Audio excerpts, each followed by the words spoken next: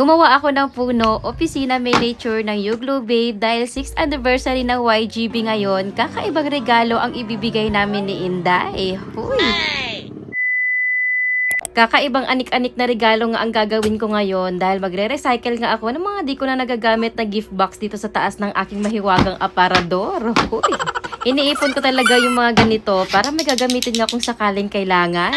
Tapos, ihulma ko muna bawat piraso nitong box at gagamit nga ako dito ng cutter. Di rin nga basta nakakat ito. Gawa nga na makapal yung box at dito pa lang parang susuko na nga yung kamay ko sa ngalay. Huy!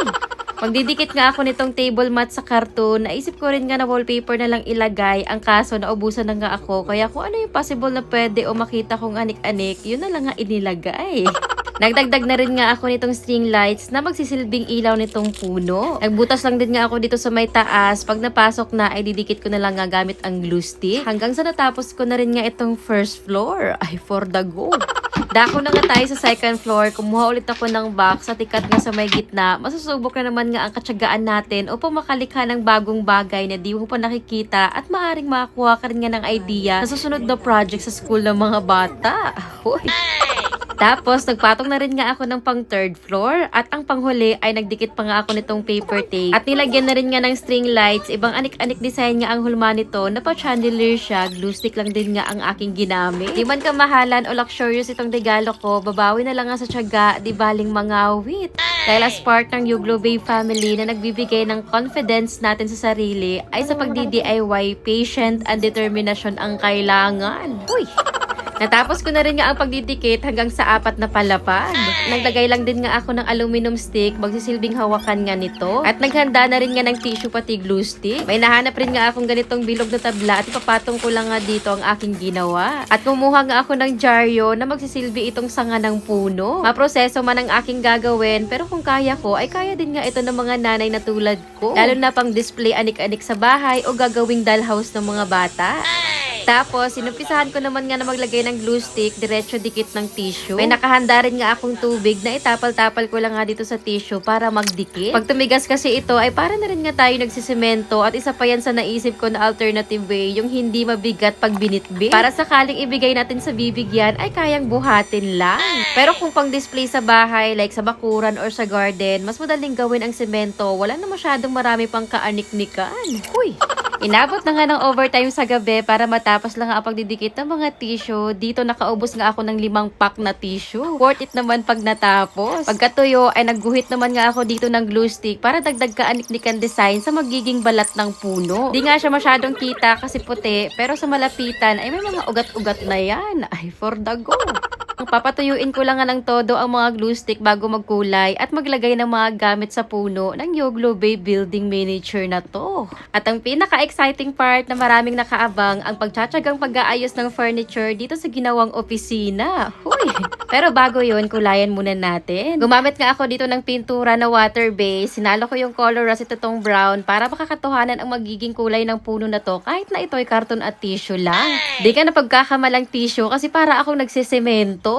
Magkakaroon na rin nga ng idea yung ibang nanay na kapag may pabahay project sa school ng mga bata or pwede rin ang idea na gawing dollhouse nila. Ay, for the go!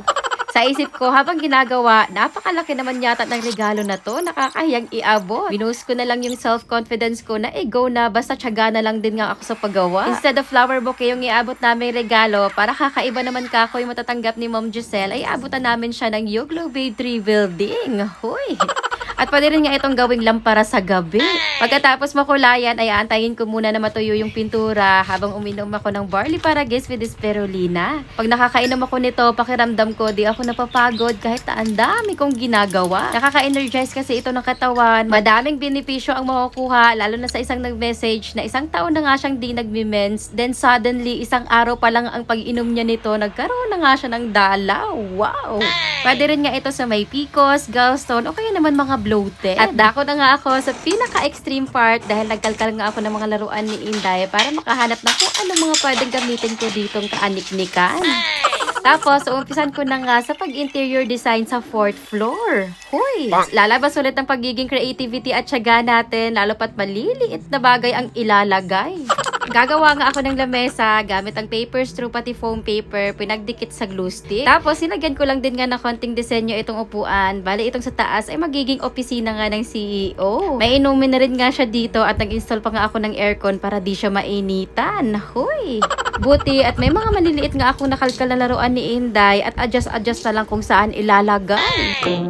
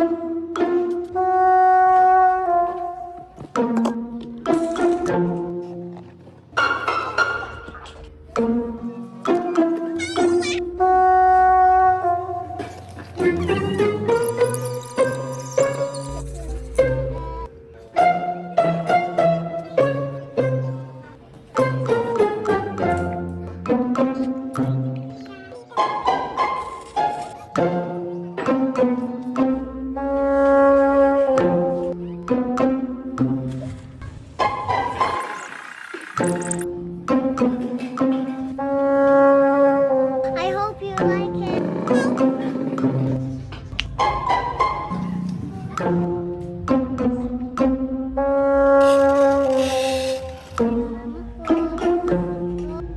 The best mama in the world. Uy! Di man kamahalan itong regalo namin ni Inday, binawi na lang nga namin sa creativity at tiyaga hanggang sa naging ganito na nga ang kinalabasan sa patisyo at karton. Nung nasa event na nga kami, nilabas ko na rin nga sa aming pinaglalagyan at para maibigay na rin nga ito. Tapos nakakuha nga kami ng pagkakataong makalapit at may abot nga ang ginawa namin ni Inday. Makita lang na ma-appreciate ng aming bibigyan lahat ng pagod at effort kung alay man sa kamay at likod, kurado lahat. At napakabait ng CEO na to, generous at napakaganda pa. Pasalamat din nga kami dahil isa kami ni Inday sa madaming influencer na naimbitahan nila dito.